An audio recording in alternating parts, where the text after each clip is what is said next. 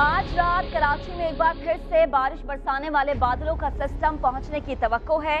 मौसम का हाल बताने वाली वेबसाइट windy.com के रडार सिस्टम के मुताबिक बारिश का सिस्टम आज रात 10 बजे कराची के ऊपर होगा, लेकिन रात को जैसे ही 2 बजेंगे शदीद बारिश का इम्कान जाहिर किया जा रहा है और सुबह 8 बजे बारिश का सिस्टम अपने उरूज पर होगा।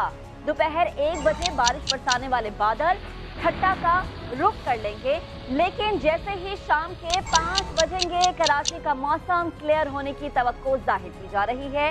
8 बजे फिर से हल्की बारिश के इम्कानात जाहिर किए जा रहे हैं।